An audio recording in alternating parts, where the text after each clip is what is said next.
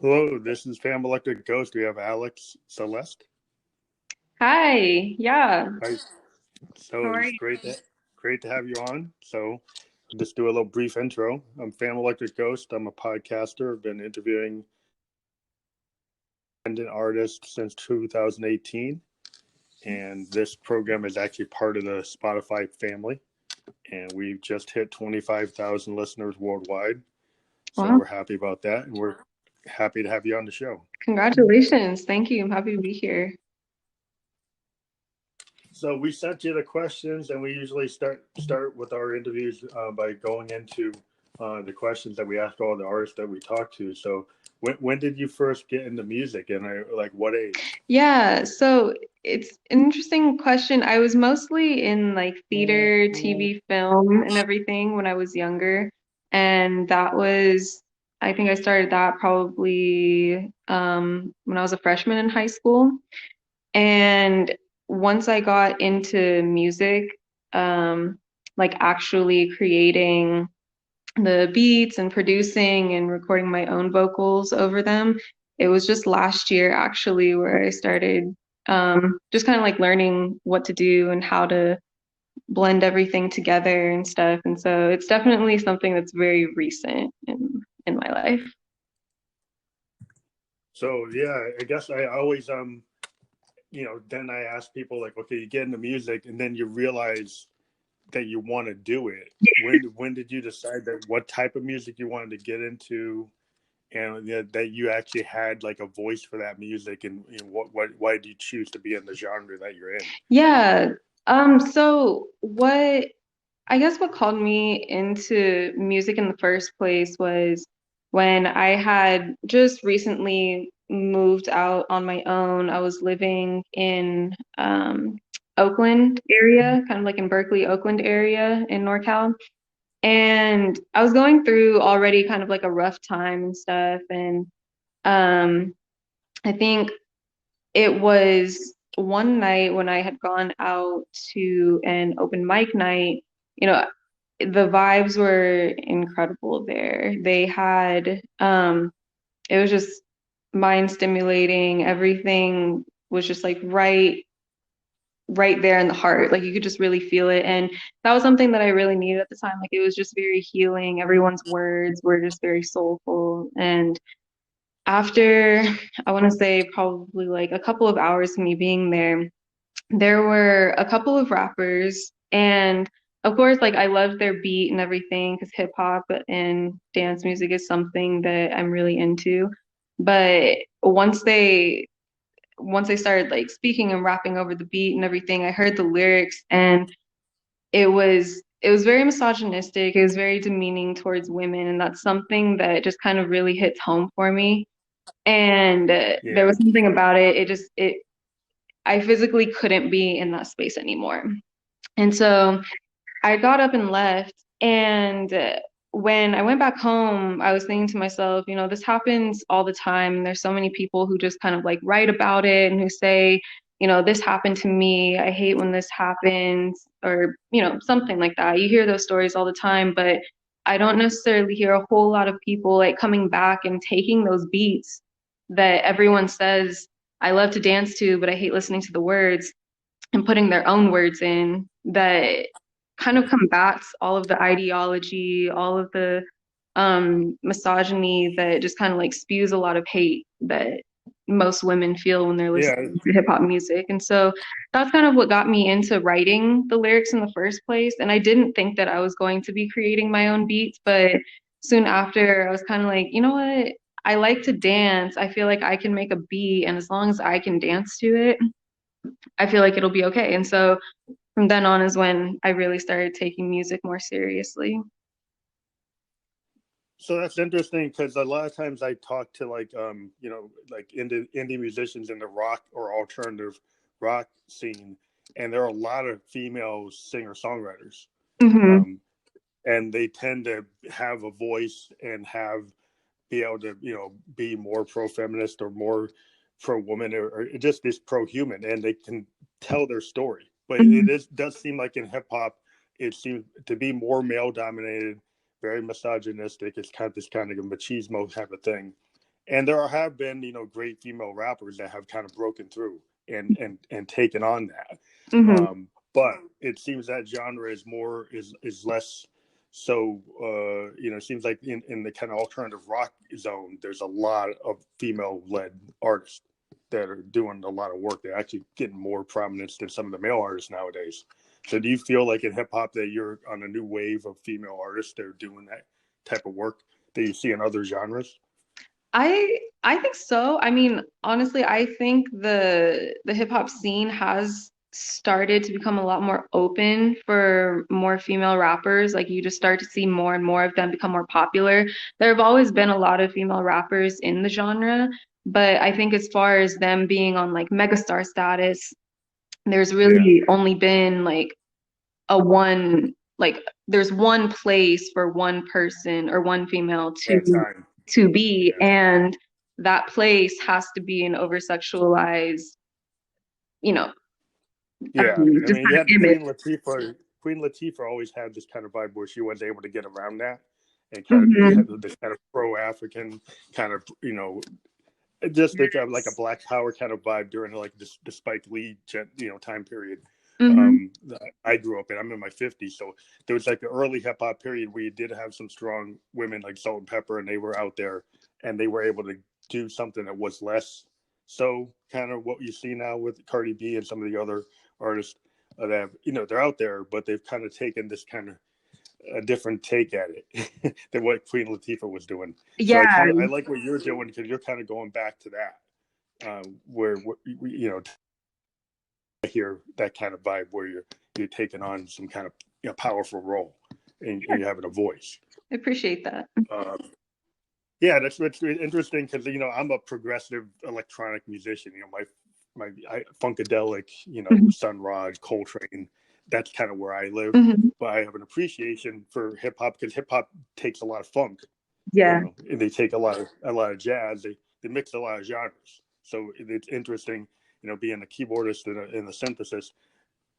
I can understand, how the sampling that a lot of hip hop people take comes from, James Brown and Funkadelic, like I said, and some other like classic soul albums and things like that. Hmm. So when you get into your music production, have you gotten really deep into like digital audio workstations? Like, what are your tools? What do you do Yeah. for when you record? So, so all of my stuff is just like me using samples. I'm unfortunately have not been gifted with being able to play an instrument. And so most of my stuff is based on like theory. I tried to study a little bit of the musical theory. I learned a lot just from listening to other artists and like how they create. And I'm just really inspired when I listen to different beats and the melodies that each of the different beats have because like you said, hip hop does have a lot of funk um influence, but I think it has a lot of different genres that all kind of like come together in a melting pot, and you can just get so creative with, all the different sounds. One that I've heard that was really cool was like bagpipes that have been turned into kind of like a trap beat. And so it's just Yeah, that's like one of the most fun things is being able to take a melody or any kind of instrumentation that's typically used in a different genre and kind of like chop it and EQ it and manipulate it in a beat that is very, either funky or very rhythmic or just very danceable. And so I think that is one of the most fun things I do. And I do use FL Studios. So. yeah. I was wondering if you're using like a groove box, like an MPC, like an Akai MPC or 707 but you're using, yeah, I mean that it DAWs are famous in the all hip hop artists. You go back, one of my favorite groups was like Public Enemy and the Bomb Squad, and their choice of sampling and layering was super innovative, and it was a cross between like noise, just like taking like noise samples and screeching sirens and all kinds of weird found sounds, along with like Funkadelic and Hendrix and all kinds of other things. They just grabbed everything, and that's always been kind of my starting point. Where like, wow, you can really get creative with sampling. with what they did and what NWA did too. That was like back in the day. I was like, wow, you can really go somewhere with that. Yeah. Yeah, it's true. So do you use a MIDI controller, or do you just in the grid when you construct and do your sampling? Right now, it's all in the grid. I would like to get a MIDI sometime soon. I think that would be really helpful with the creative process.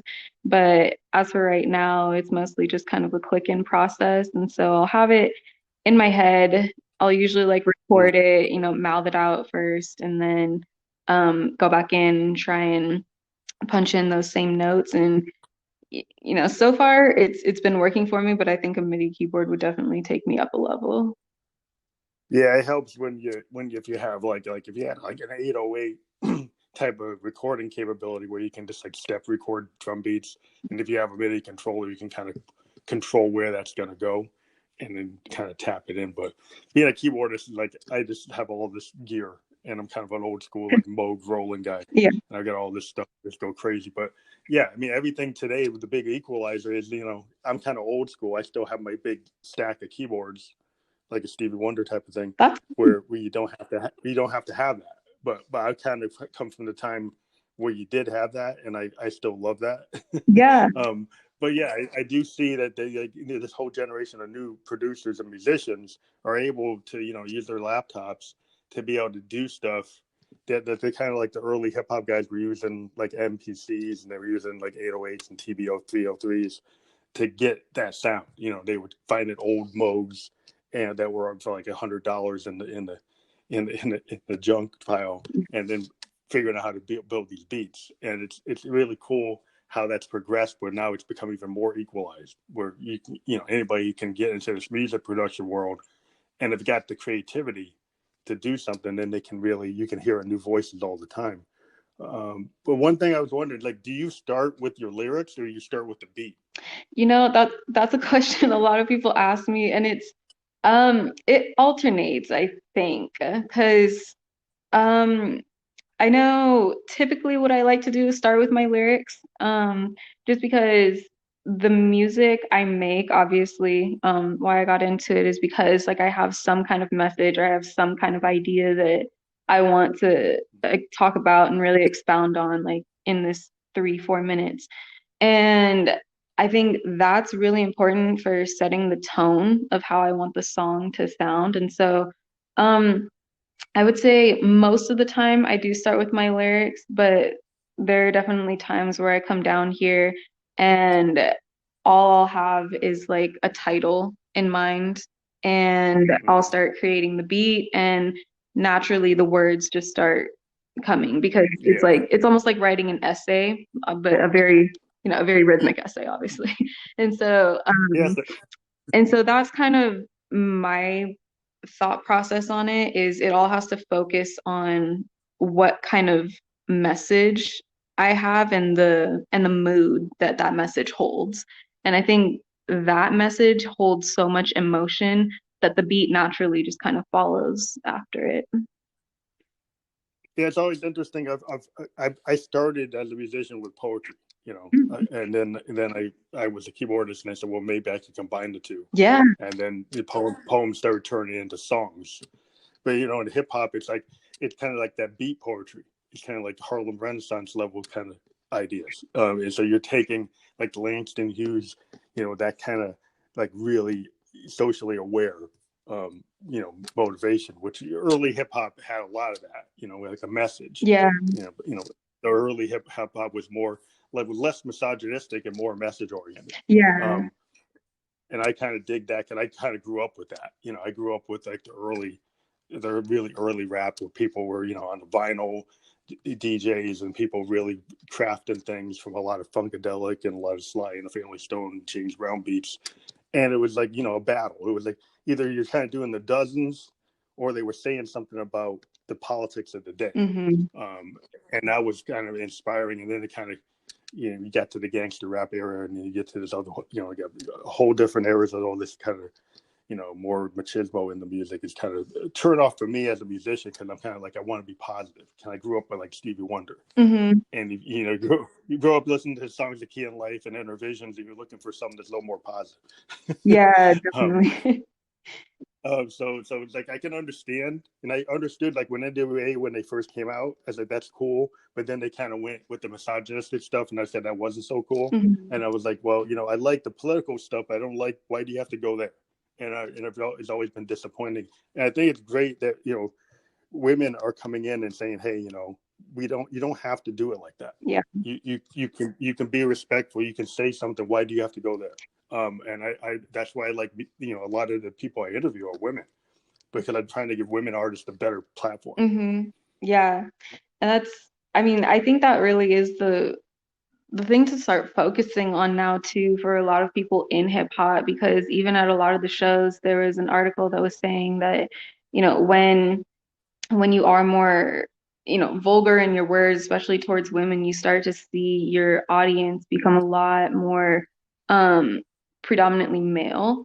And Yeah, you do lose a lot of, dollars that way. And so I think, and what these articles are starting to say now is like even the economic value of having a more woman positive environment in hip hop is going to be, the next steps for its evolution and everything. So I don't know. yeah. I mean, I think it's real important for artists to kind of remember, like, you should be respectful of yourself, and then that also is like other people. And I think you're kind of disrespecting our whole history when you're so misogynistic.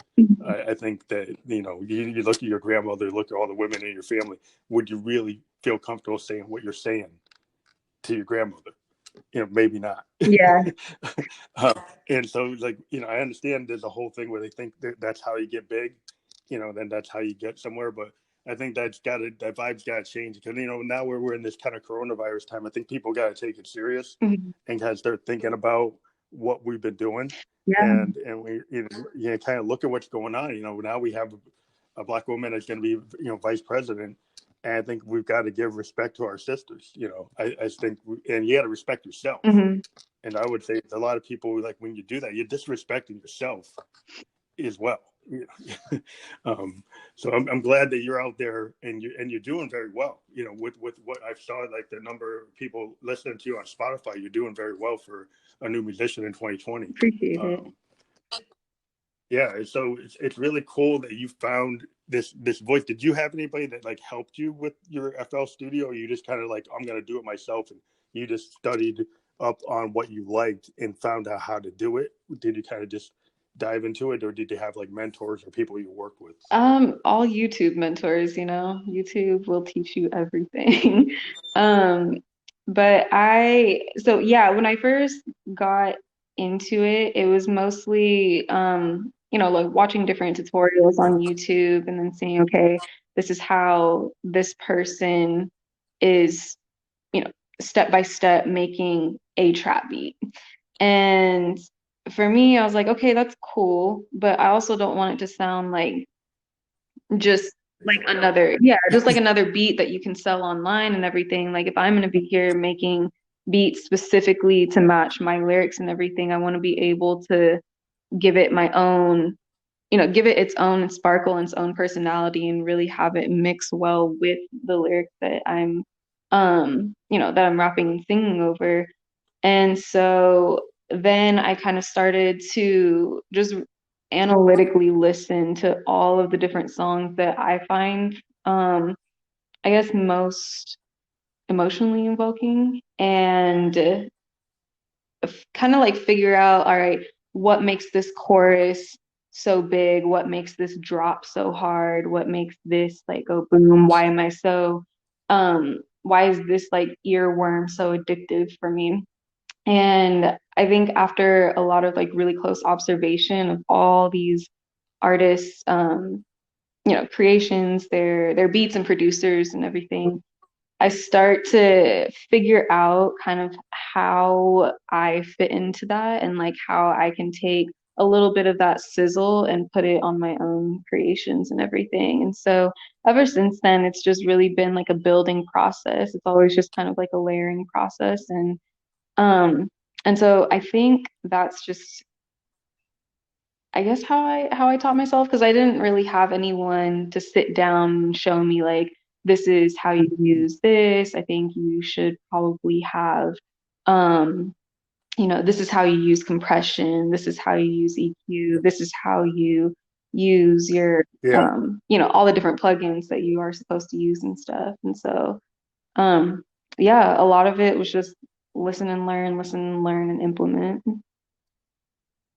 That's interesting because if you talk to a lot of musicians, then you have the ones that went to Berkeley, you have the ones that went to a conservatory. But a lot of guys, I've been playing in bands since I was like 17, and it's a lot of it like there's a lot of self-taught guitar Yeah. players, like self-taught keyboards, and traditionally like African American like jazz and blues, where I kind of like try to build from, it's kind of just like playing by ear. So I understand it's interesting with like hip hop is that people are doing the same thing the blues guys did. They kind of just picked up the instruments and they learned them. Because once you own that instrument and your FL Studio is like your instrument, you learn everything about it, and then you figure out by trial and error and then what you want to do. It becomes like your tool. It becomes your voice, and it's the same way synthesizers are like in these studios, but it's the same idea. Like once you have a Moog and you own it, Mhm. you learn how to use it. Once you have FL Studio or Pro Tools and you own it, then you have the ability to try everything Yeah. and then figure out what's going to serve the song. Yeah, that's true. That's very true. It's crazy to me because as much creativity as I think your dog gives you, there's even more creativity in in just like how you're recording your voice onto the song. Because the way that I Yeah. try and think about it is like your voice is just another instrument that goes on top of it, but it's the most important instrument.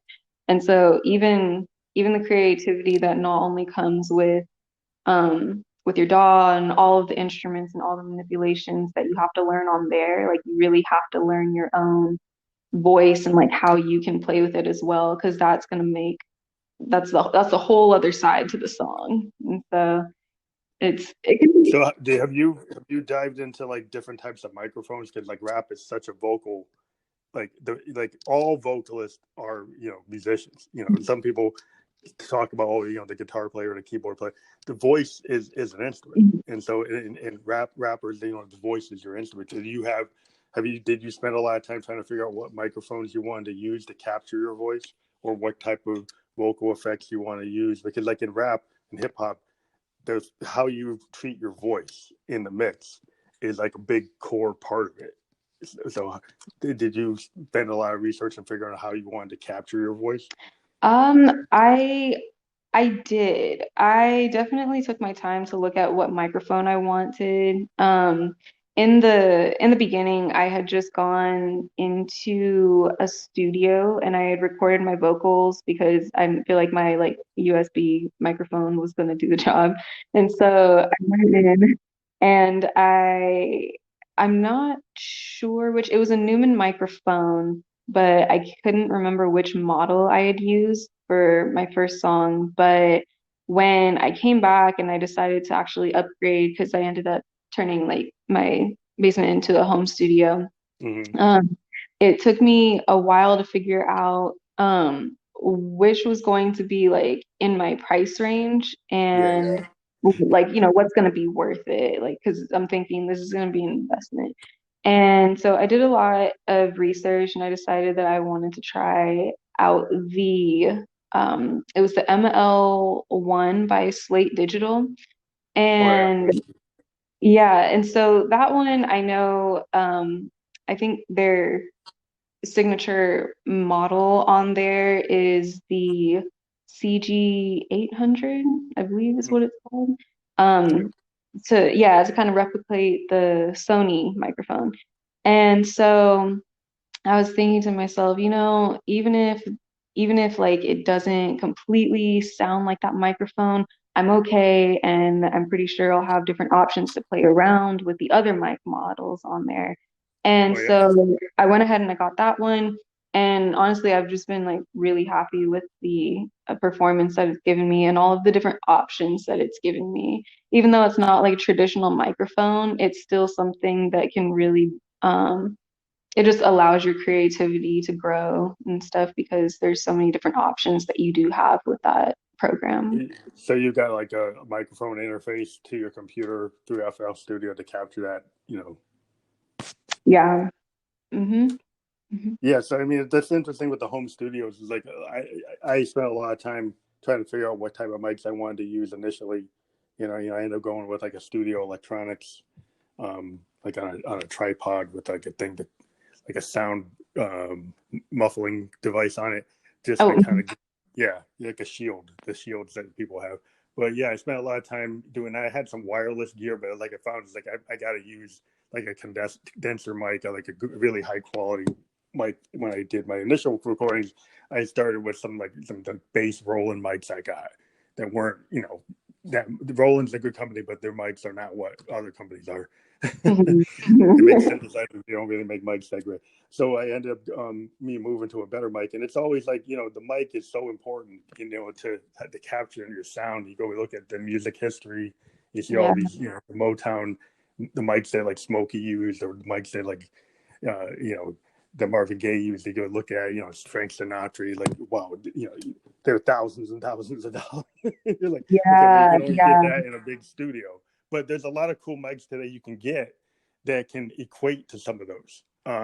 So there's like for the people who are doing it themselves in their home studios and their bedroom studios, this is a really cool age where the technology has allowed people to get really good mics for not hmm such a crazy prices. So that's kind of cool. So that we can get people to be independent producers out of their bedroom studios and get really cool material that Yeah. actually can make it on the radio.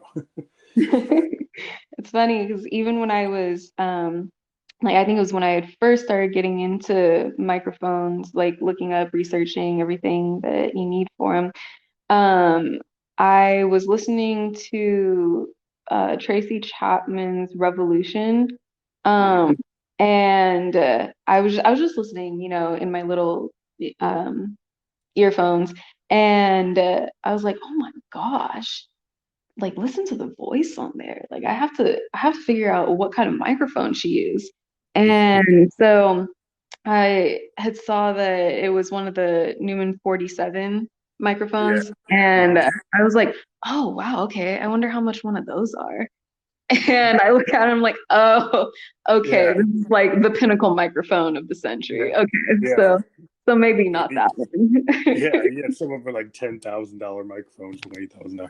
Yeah, like, it's like our Yeah. synthesizers. Like I'm a synthesis, right? There are some modes that cost $30,000. I don't have one of those. I Mhm. Yeah. I have the ones that are like in the thousands of dollars. But like, yeah, in the old days, they had these ones that filled the room like a big mainframe. Um, and if you're a synthesis, you get to one of those if you go to a studio and you're like, wow, you're in like dreamland because Wow. you have one of these like crazy ones that like Stevie Wonder used. But yeah, the things that have become more equal because you can get technology where you can equate to that stuff.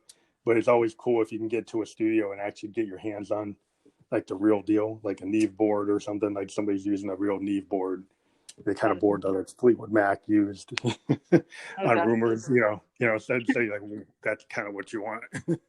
You can Yeah, get yeah. that if you can, but so like in terms of your influences and reference points, can you kind of name check some of the people that influence your style?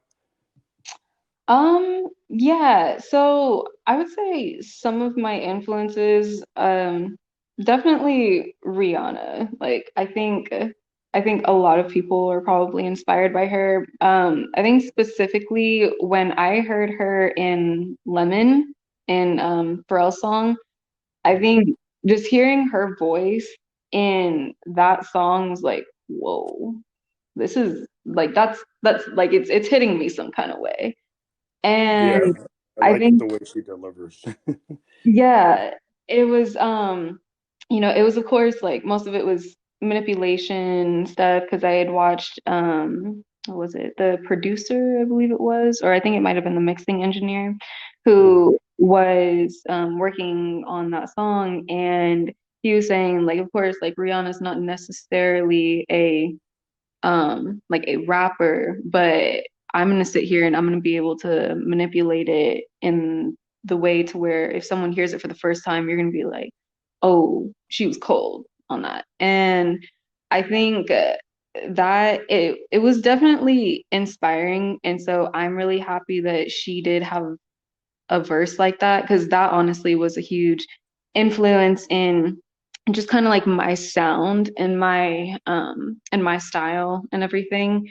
Um there are definitely other artists that I like to take from as far as like the sound and everything, but again, people always are, it's easy to fall in love with the sound, but Hmm. what they stand for is a little bit harder. And so for me, like I get really selective with who I actually um I guess like look up to and would say that person is an influence of mine. But I would say Miley Cyrus, honestly. Like I know people judge her and have all different kinds of varying opinions on Yeah, her and she's kind of a everything. mercurial theory. Some people look at her and they can have a lot of opinions, but you can Yeah, look at her as an artist and she has capability. So you can look at her life, you can look at her decisions, you can look at what she's done, but you can look at her work. You know, and I think as musicians sometimes we can look at the work and then we understand like the social ramifications of the other things. But you can respect the work sometimes. You say, okay, well, I can understand that. I can be influenced by it. You know. yeah, definitely. I think yeah, I would say even that, like knowing when to consider an artist separate from their work and everything is it's a great area. It's definitely like a controversial topic, but I would say even through like all the controversy that she does have and everything, like her artwork Mm-hmm. specifically her last album, I believe, the She Is Coming album. Like I really Mm-hmm. appreciated the music that was on that album. Mm-hmm. And um and so I'm I would say it's kind of like a sound that is between those two kinds of voices. Yeah. And I don't necessarily base my my creativity or my artwork off of their creations. I would say it's something that, I just kind of have an affinity towards just that sound. And so naturally, it's just the way that it comes out and everything. So I would say those are Yeah, I probably think like, oh, go ahead. no, yeah, I think a lot of artists, like you have your reference points or influences, Hmm. because like you think about like the Rolling Stones, they built off of like Robert Johnson, all the great blues guys, all these great black artists, and they kind of took it and they took it somewhere else. They took it and they kind of turned it into their English version of it, Hmm. and then it's just like the way Elvis Presley, without he kind of people say, well, he stole all this black music, but he actually elevated rock and roll and increased the size of the rock and roll audience. And everybody can like hate it or not hate it, but when you actually look at it as a historian, with that Elvis created kind of like this idea of the one name superstar, Elvis. You get Prince, you get Madonna, but he's the first one, Hmm. and he kind of crossed, and that crossover built the whole audience to be, set it up for the Beatles, set it up for all the Stones, set it up for all these big bands. And the idea that you have these big groups today, is because of what he did. And so you can look at it in the negative ways and the negative aspects of what happened. But yeah, when you look at music, it's always like you look at the history and you kind of take like a reference point, and you don't have to say, well, I'm a Xerox of that. It's like it's a feeling. You Hmm. kind of pick up a feeling, and you can interpret stuff all the time. Yeah, definitely. I think that is why it is important to, like at least reference your influences or I guess just kind of like your first beginnings of when it's like that part that hits you at first because we all start from something, we're all inspired by something. And I think when it comes to like the politics behind music and everything, whether it's like appropriation, like the issue of appropriation, then it's always good to make sure that you are giving credit where it's due. And so I think that's something that people are starting to realize moving forward and everything, because now I think now it's a lot more widely known that Elvis did have African American influences in his music. So I'd say it's definitely an important thing for many artists to think about and to voice as well, because they're creating the platform. And if you are taking um if you are taking influences from other places that specifically are underrepresented or aren't as popular yet, then you want to use that platform to give people their moment to shine as well, just like you're able to Yeah. shine. So I think It's always good. Like, well, I always appreciate the Rolling Stones actually have spent a lot of time supporting a lot of blues guys. They've actually, paid for some of their medical care and like pushed, making sure they get their royalties and pushed, relationships. Keith Richards has a lot of relationships with a lot of blues Mhm. guys from the U.S. Mhm. And it's kind of cool when you see these bigger guys realize that they built their whole fame on that, and maybe they should give back. Yeah. but but the whole thing that's interesting is like within like all genres, people like if you look at sampling and people saying, well, you're taking this idea from another band and you're taking it and pushing it, but all music is an appropriation of something. Like almost every musician, if you ever talk to, like you talk to the guys who've created hit songs, they've taken, really good musicians can take a line from another song that somebody else wrote and kind of rewrite it Mhm. and then have a different spin on it. And it's not stealing; it's inspiration. It's kind of like what happens in hip hop with the sampling is something guitar players and people who play instruments have done this forever. That's kind of how you build songs. Mhm. And so it's not I don't see it that differently when you think about actual music creation, because everything that's in music is like a variation of whatever started it. So there's always somebody taking some P-Funk line or taking a Chuck Berry line or taking like a Bowie line. People just take lines and then they rework them, and then it becomes something new, and it's like an evolution. Yeah. Yeah. Oh, yeah. That's been happening for, centuries far back than even our own modern day music production and everything. And so that's definitely something that I don't want to say music is recycled, but it definitely has reincarnations. Yeah, it gets reinterpreted, and there are lines and songs. Like, it was interesting. Like, I'm into the band, a famous band who used to play with Dylan, and they had like a song called "The Weight" that actually came from a Curtis Mayfield line.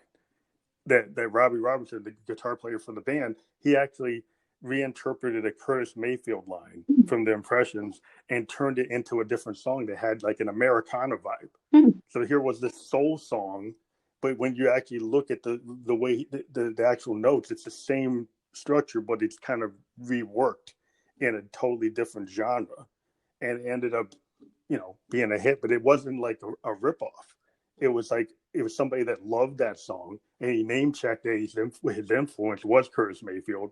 But it's just interesting. So, like when you hear rap and sampling and hip hop, I can understand, that type of relationship, like where you find something, the sound, and you bring it into the new age in a different way. Mhm. And musicians do it all the time. Yeah. Yeah. So I think that's something is misunderstood by some people. Like, they don't, they go, oh, well, sampling this and that.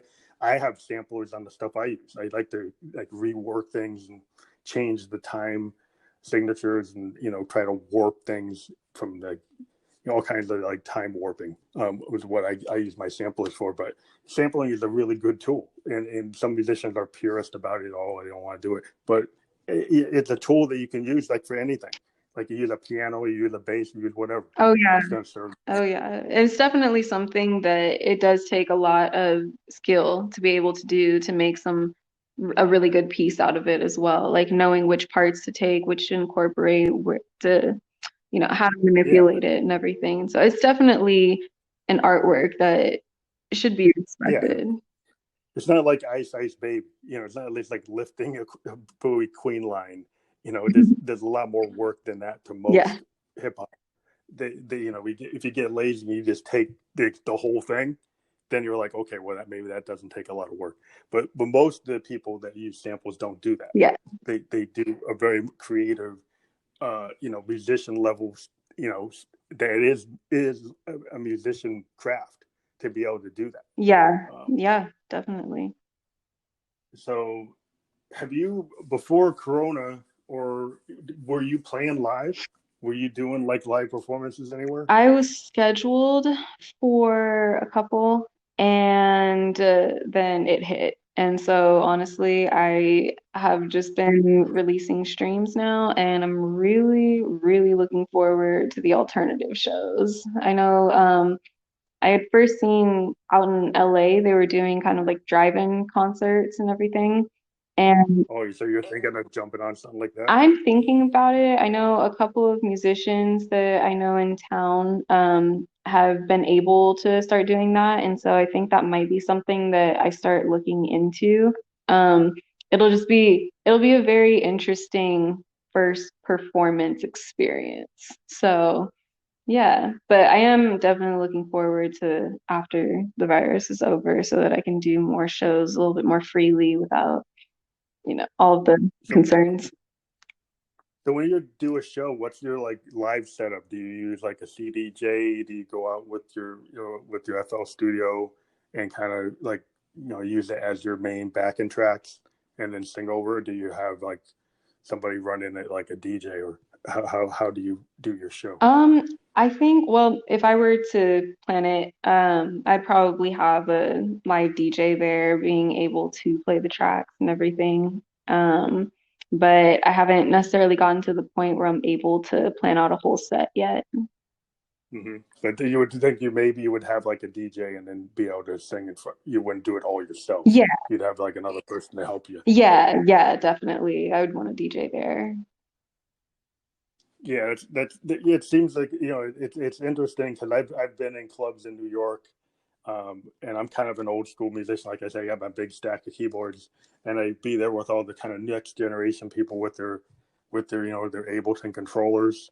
They had these like grid based controllers Mhm. on stage, and with the Pioneer CDJs and the grids, and I'm out there with my Moogs, Oh wow, and that's and cool. but yeah, it's kind of like I'm kind of like a blast from the past, and I got to still do a sound check. I got to set everything up. I got road cases, I got roadies. It's like a band, But um, it's interesting today that you can have a more mobile setup because the Mhm. traditional kind of rock setup is you need roadies, you need a van, you got all this gear, you got to do a sound check. There's all this stuff you got to do. It's like it's a lot of work, and you got to carry all this stuff. Mhm. And now that you can have artists that don't have to have all that overhead, Mhm. so you can get to a place quicker and faster. And I think it's just I have to probably take like an hour to take all my stuff down. Yeah. uh, so it's like it's kind of cool to see where music has gotten in terms of the technology, where you don't have to have all that stuff. Yeah. Yeah, I know. They say like you can be a bedroom superstar at this point and do everything remotely, either from your computer, from your phone. It's just it's such an open platform now that it is great. I definitely like see some of the cons to it, but I think as far as like really allowing the creativity to spread and let other people be heard who wouldn't typically be able to, I think that's a huge pro that I think so far has outweighed most of the cons. Yeah, or even back in the day when like if hip hop started and I heard the message, it was like the people scratching on the vinyl. He used those old DJ setups, and maybe they had like an 808 or a 909 or a TB03. They would have physical hardware like that, but it was still boxes, like groove boxes, Mhm. with a turntable, and it was like they were equalized. And even back then, it was like, okay, well, these guys can be on stage with these boxes and this turntable, And in the bands, traditional 4-piece band, they gotta have the big Marshall amps and all this other stuff. You didn't have to have that, and it was kind of equalizing that. It's like you could get more urban youth to do work and get out there, and it didn't have to have that whole thing like Berry Gordy set up with Motown, where there was like a gate. You had to get through Mhm. Smokey and Marvin and those guys had to kind of gatekeep you before you could get anywhere. And the Funk Brothers were doing all the music, and you were kind of locked into that. And now you can kind of like, you don't you have to be locked into what Smokey says. Mhm. Not that that's a bad thing, but some of that stuff's pretty good. But Yeah, it's definitely. I know. yeah, I think it's a really good thing, honestly. I think when you're able to equalize opportunities for everyone, it just makes everything so much better because like we go back to inspiration and influence. There's so many more people now to inspire, to influence, to collaborate with others, and it bores whole different genres, like a whole different genre to where now it's like a lot of people don't want to be labeled into one specific genre, even though it might make marketing terms a little bit harder, but it's definitely going in the right direction, I think. what I like about this podcast, man. I've talked to bands in Germany, people in Tokyo, people in Australia, Netherlands, everywhere. Hmm. And sometimes I've actually been able to collaborate with the people I've talked to. I've been able to actually go and work on a project, and it's just interesting. Like I'm just on a cell phone and a laptop, and I'm suddenly talking to somebody in Belgium, or I'm talking to somebody in Australia, and it's like it doesn't cost the kind of money what it cost to do that 10 years ago. On a phone call you couldn't afford Yeah, it. yeah. And then suddenly you find out that you've got a connection to somebody in Sweden, and then or you could go do a show in Tokyo because you met somebody, and now through this kind of online thing, and now you can collaborate with a new wave band in Germany and a hip hop band in Orlando or something. It's like wow, like there's no boundary. I know. You so do you find that you want to do collabs with people outside of hip hop, or you focus more on a hip hop, like a rock band, or even like more riot girl band, or any kind of genre? Would you be willing to like integrate like your music into like other genres? Oh, definitely. Yeah, I think that's honestly something that I've been trying to experiment with, especially more so with my later songs, 'cause I think you really can incorporate almost anything you want to into hip hop if you know how to, like if you know how to compose it right. And so there's different artists. I don't know if you've heard of like Jacob Banks, but his kind of voice and the emotion that you hear in his voice and in his songs is something that I think it would be really cool to try and figure out how you could put an emotion like that into a hip hop rhythm, like um a dance beat, something that you can kind of bounce to. And it's it's just interesting for me anyways to try and figure out, okay, if we put a little bit of chop on this, how can we do this? And I would say like different remixes by different like EDM DJs are really inspiring, but I think I would probably want to take it a little more old school hip hop, and not necessarily so much of the new synth wave, What about or what about like like what electronic. about like new wave? Like take it back to like a Blondie, like Duran Duran, Flock of Seagulls, like early 1999 Prince kind of like new wave, which is not exactly synthwave. It's like the early kind of iteration. Yeah, I can see that. It's something that I don't know, it kind of comes like song by song basis, but so like if I hear the melody or if I hear the vocals and stuff, I could probably, match it to another beat or match it to another instrument. Yeah, Um, but I would say there's a lot of like 80s songs, of course, that would be, yeah, yeah, new wave. perfect. Yeah, that new Yeah. wave, that new romantic era. And I kind of grew up in the era, and that's why Hmm. I got into synthesizers. I got into these big Roland Jupiters, and these polyphonic analog synths are the kind of sound of that era. There Yeah. were certain synths, like the Jupiter 8 from Roland. There was the sequential circuits, Prophet 5, Oberheims. These were like the synths that created that sound. If you Hmm. heard like the Human League or Duran Duran, there's certain synthesizers that made that sound, and you don't hear it anymore because those were very specific instruments that make those sounds. And Yeah. it's hard to actually replicate them because it's not like the digital stuff today. It was all analog. And, and, Hmm. and that's why that stuff sounds so big. And it has like a different sound in some of the digital stuff you hear from EDM. It doesn't have that. It's a different type of synth, but it doesn't have what the Moogs and the Rolands had.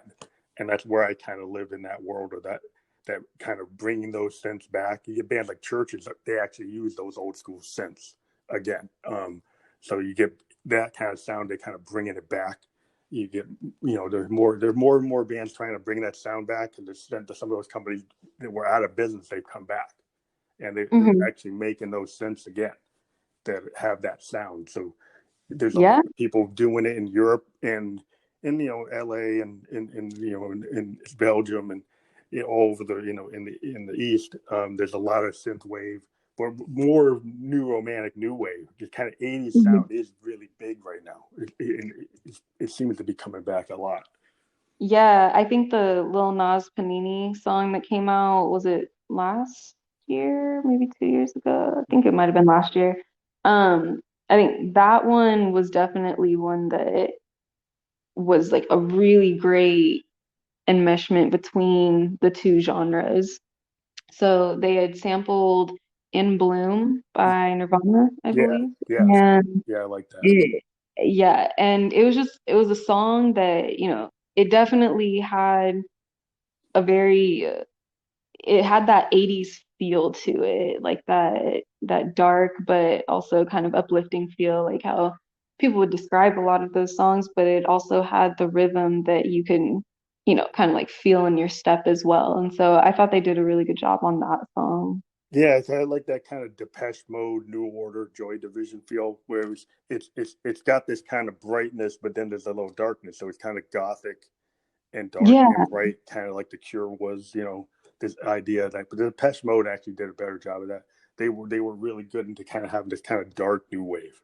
Hmm. That really kind of it's my last synthesizer players really key in on like New Order and Depeche Mode, because they were like, wow, they really used the synths to great effect to have like kind of emotional use of synthesizers.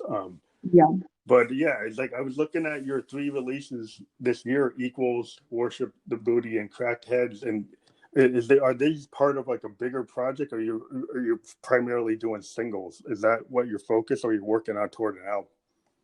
I will be working towards an album right now. Since I am just starting off, it's easier for me to really focus in on one song, especially since I'm, doing it mostly all by myself. Well, yeah, I'm doing it all by myself, but it's I think doing an album is definitely in my future. It's just a matter of when for me, because when I do an album, I want to have it be kind of like a cohesive, you can listen through, one song is supposed to be referenced to another part in the album. So I want it to be like its own project, because I know a lot of artists now, they do have, 20 something songs on their album and they don't necessarily all go with each other. But for me, I think if I were to do an album, that would be my Be intention. Otherwise, like a Kendrick Lamar kind of like butterfly type of thing. He's very good at doing these concepts. mhm, And hip hop has been, doing that a lot. You get like, Tyler the Creator, Earl Sweatshirt, a lot of these guys, Frank Ocean, they've done these album themed projects that yeah, when you listen to it, it's where rock and roll has kind of gotten away from that. And, even mhm, the top 50 has gotten away from that. But there's a lot of hip hop artists or soul artists that are doing themed records. mhm. And so it seems like you want to do that more concept oriented album, kind of like hip hop Sergeant Pepper. um, Yeah, it seems to be yeah. like the hip hop world has kind of really dived in on the idea of like a Pink Floyd or a Sgt. Pepper, and a lot of hip hop albums are concept albums. Hmm.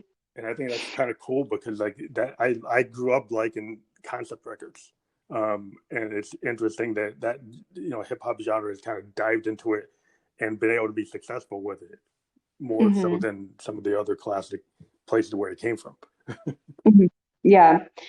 Yeah, it's yeah, that's definitely something that I would want, but I know that especially like modern day music releasing has been Yeah, a little bit more harder to do. singles.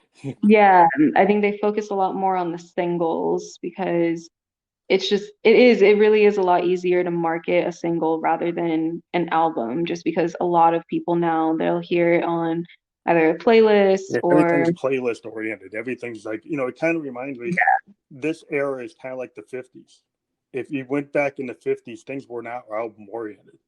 Everything was single oriented, and then you get an album that was a collection of a bunch of singles. If you look at all the Mhm. Motown records, all the Chess records, they were all, if you got a like if you got a Smokey Robinson album, it was just a bunch of hits kind of thrown together. Mhm. It didn't really have a theme. And that's the way it was done until like the Beatles kind of came out, and then they started, then that was the era of, oh, you can have theme based collections of songs that are interrelated. They don't. I mean, Sgt. Pepper's isn't really a concept album, but it flows, and so it's thought of as being one of the first ones because it kind of every song kind of flows into each other, but it doesn't really say Mhm. what does it really mean. You can't really pin it down. What does that album mean? It's a psychedelic thing, but it doesn't have like the kind of meaning like The Wall or Pink Floyd, any of their projects, or The Who with Tommy and Quadrophenia. Those are like full concepts that actually have Mhm. like a statement. Um, but the album oriented time of the 70s and the 80s is like, you had albums from Carole King, and you had albums from James Taylor. You had all these big, artists, Elton John. They were doing these theme-based records that didn't necessarily tell a story, but everything kind of felt together. Even like Fleetwood Mac's Rumors, isn't exactly a concept, but it feels like one. Um, Mhm. so it seems like the hip hop seems to have that space, though. And so I think as you get bigger in the game, I think people aren't afraid of seeing hip hop artists do that, and I think they're more willing to listen to that in the Mhm. hip hop genre than other genres. Yeah. Yeah, I think so. I can definitely see that. It I think it makes kind of a distinct difference, I would say, to listen to all the intention that these people like put in the songs and exactly the order that they wanted to release them, stuff like that. Um, Rather than, first coming out with just a single after a single after a single and everything. So there's, yeah, I think it's something that I am looking forward to work up towards. I think now in my beginning stages, as far as like having content to actually say, hey, this is who I am, this is my sound and everything.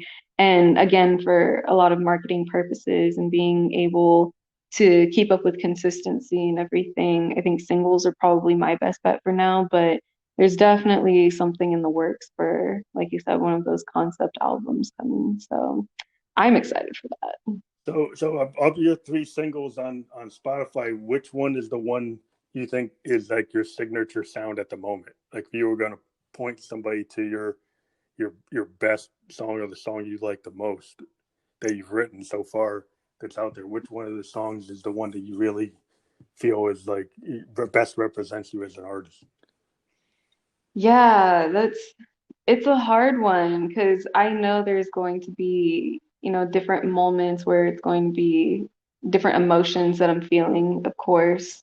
Um, I would say at the very, very current moment, probably Cracked Heads is one that I identify the most with. It was my first release. It was one that I put a lot of thought into I put a lot of thought into all my lyrics, but that one definitely had a lot of references in it, had a lot of just like thought out scenarios and I think it kind of flowed and hopefully told a little bit of story and everything. So I would say Cracked Heads and even the mood that the song has is one that really resonates with my persona as an artist. So I was wondering, like, I see your SoundCloud. Do you like use your SoundCloud to like work out like projects before you bring them to the bigger streaming services? Is that where you kind of have like a lab and try things out at that level, and then move things over to like Apple Music and Spotify? How do you use like SoundCloud?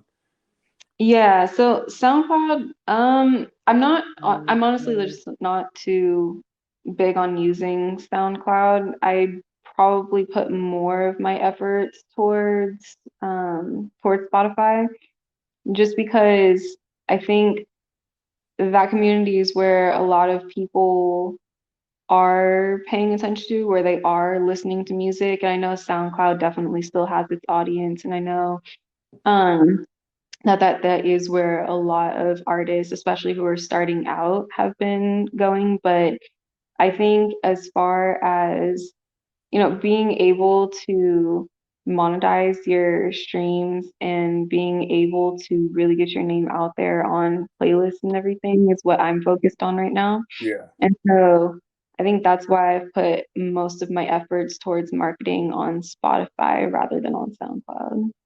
Yeah, I mean, I started on SoundCloud and I kind of got to this podcast because I was able to get to it from there. But yeah, I mean, most of my marketing efforts are on Apple Music, Tidal, and Spotify. So that kind of goes toward Mhm. what are your thoughts of the way streaming services are versus kind of like the old school label systems.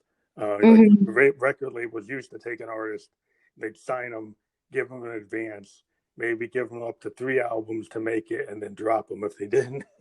um, Yeah. so it seems like today you don't have that expiration date that you used to get if you got picked up by the Mhm. labels, that you can keep on working in this industry as long as you want to as an indie artist. But then there's like other things that are pro and con. Well, what are your thoughts? I think honestly, the labels work the way that they are working. I would say most of them, at least the ones that I've heard about, is like, it when you have someone in debt, especially like with the advances that you're expecting these artists to be able to pay back off and everything.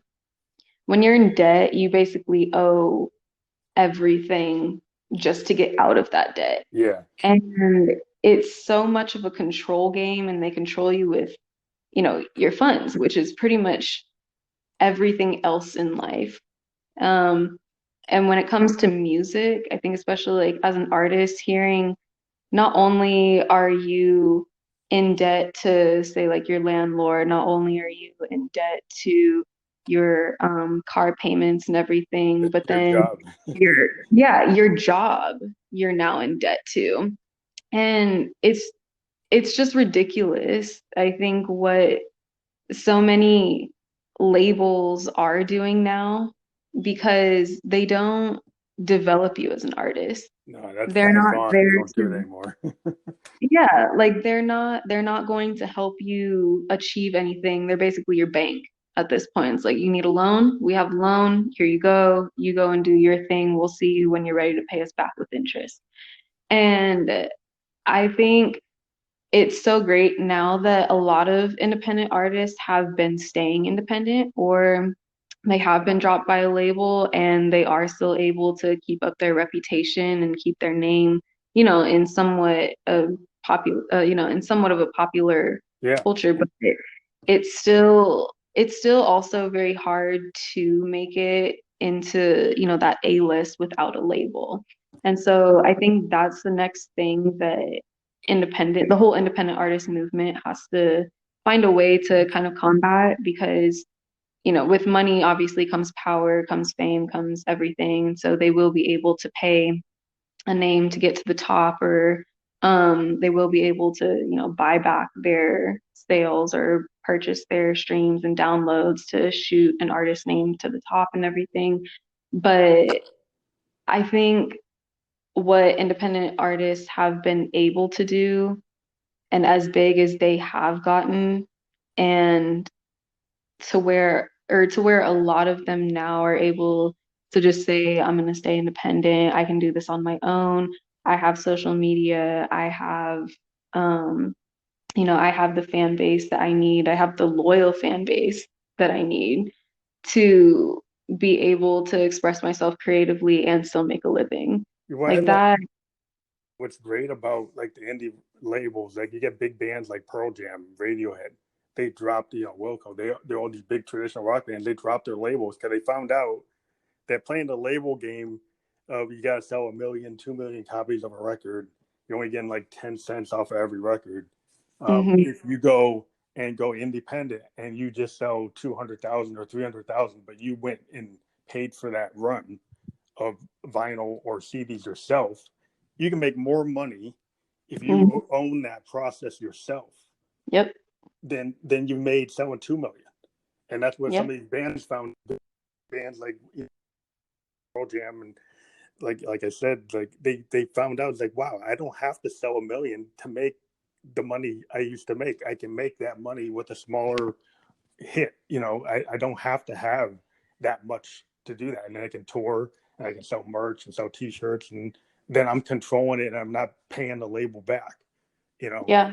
And I think that's what a lot of people have figured out. The only other thing that happens is sometimes, okay, the thing that a lot of these record labels still have is the distribution deal, Hmm. where they can get you into more markets. And so, you might work a distribution deal, but it's not like the old style, promotional deal, Yeah. where you were on the label and you had artist management, you had this and that. It's more like, get me into these stores, get me into these warehouses so people can order my music. Yeah. And, Yeah, and I'm still doing it. I'm still, the one yeah. in charge at that point. Yeah, Mhm. yeah. So I think that's kind of like, okay, well, we use what the label can do for that, but I don't want anything else. Yeah. Yeah. I don't want that other stuff, and I'll get my own booking agent, I'll get my own tour manager, I'll get my own stuff. I'm going to get the label.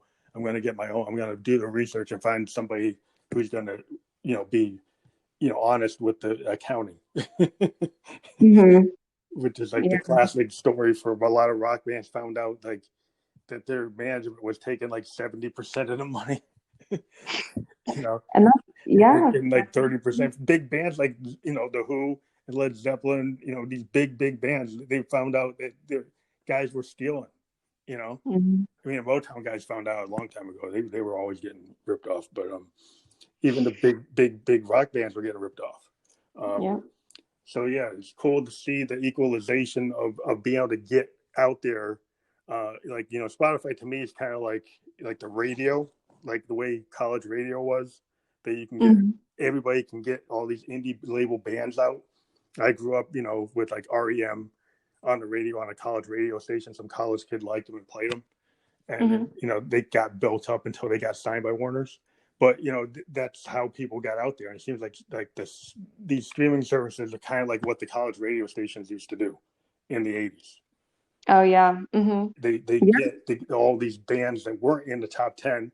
They were at like the bottom 500. Um, Hmm. but they, from Talking Heads to REM to all these like bands that suddenly became big because that's where all the creativity was happening.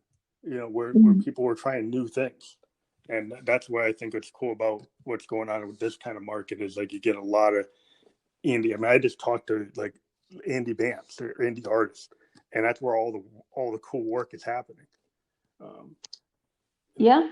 I think that it is really interesting to put those two together. I haven't thought about it that way before, but yeah, I would say it is. The only thing that I think once I started learning the industry that kind of bothered me is that you really aren't paid all of your royalties that you should be getting paid, especially for streams. And then oh yeah, also seeing that we need to fight streams, for that. yeah, yeah. And you know, as as you start to see more artist revenue coming from streams more so than anything else, besides merch and all of that and shows, but it is starting to become more of a staple stream of income. And I think the fact that more and more um, streaming services are starting to decrease their royalty payout isn't, I just don't think that's a fair thing No, to because they market our stuff, and they use it in ways that, if people have done accountings on them, and they're kind of been just as shady as some of the record labels were in the 70s. exactly. And so, yeah, I think people need to respect musicians, and we need to get paid, in the same way people buy Xbox and PlayStation 5, video games, and they're willing to pay $50, but they can't pay more than like 0.006 of a penny for a stream. Something's got to change where music is valued. Like, I grew up in the time where you had to go get, you wanted to pick up Purple Rain. I picked it up in vinyl. When I bought Purple Rain the day it came out, I bought it as a vinyl record. Mhm. And that was like, that's how you had to get it. Um, and so, back then, he wasn't getting the kind of money, he got a pretty good percentage of that vinyl, but nowhere near what you would think you should get, like 10 cents off like Yeah. a $7 thing. So even then, Mhm. it wasn't so great. But yeah, it's gotten even worse. Now it's not even 10 cents. Yeah. Yeah. Oh, it's not even a cent for a song. So it's just, Yeah, ah, yeah, man. something's got to change where we can get the value of our art to be equivalent to other things that people purchase. Really, somebody's Mhm. willing to spend $100 for a pair of sneakers, $50 for a video game. Can we get like $1 for a song? Exactly. Exactly. And that's the thing too, is like most of your money, personally, I feel like most of your money shouldn't be coming from merch. I feel like Yeah, that is a side thing. If people really love your music, which is, the primary thing that you should be making, that you should be known for and everything, that's where most of your money should be coming from. And merch is like something on the side that people, they really enjoyed it so much to where they paid that extra, $50 for your shirt or something like that. but And yeah, I and the think fact that merch is like one of the biggest it's the only way, streams of income. especially Yeah, with now with Corona, the only way you're making it is your T-shirts and your posters and your buttons. Um, but the other thing I found is, like, if I go run a small batch, like 1,000 copies of a vinyl of a Phantom Electric Ghost album, and I go to New York and I play, I can make more money at like doing 2 or 3 shows in New York and selling all those, than I do on any of the streaming services. So a lot of your vinyls that you. yeah, vinyl. People are willing to buy vinyl because it gives them something it's very tangible. Because if Yeah, you set up a project and you've got a lyric sheet, you've got really good art, then your fans connect with it in a way that really it solves the problem. It gets them to listen to your whole project. It hmm gets them to something tactile that they can really feel and they can get emotional about, and you can connect. And so yeah, that I think is the key, is to get the physical version of your album, whether it's a tape cassette or a USB drive with artwork or a poster or something, to kind of do that kind of marketing where you physically give them more than stream. Um, that's true. That's true. I think a lot of indie bands, rock bands have been doing that, have been very successful at doing very low level, physical CDs and LPs. So I think that's kind of seems to be the way to go. Um, hmm but it's great having you on. Our clock is going to time this out around 75 minutes, and we're at like Yeah, 43. So it's been yeah. great Thank you. having you on the show. This is going to get pushed out to all 11 platforms that we're on, including Apple, Spotify, Google, Radio Public, many more. We're going to send you the top 3 ones: Apple, Spotify, and Anchor. And yeah, we're going to link this to our Instagram channel, where the Spotify podcast will be a highlight, and people can go right to the Spotify version of this podcast and listen to it on our Awesome. channel. So we'll put that up as a story, and you'll be able to see it and connect to it. Awesome. Thank you so much. I appreciate it. It was Yeah, nice meeting you. yeah, it's great having you. And when you have another project you want to push, or another release, let us know. We like to have people on the show multiple times. We're having a band we talked to like 2-3 months ago on Friday, so we talk to our artists as often as they want to. So let us know when you have something you want to talk about, and that's cool. Yeah, definitely. Definitely. I will be having something very soon. Okay, great. Thank you for being on. Alex Celeste, everybody go out to our Spotify or out to our links. We're going to put the hyperlinks on the podcast. Please go out and check and download, purchase everywhere you can, and support the artists that you care about. Thank you, Alex Celeste, for being on the show. Awesome. Thank you so much. I appreciate it.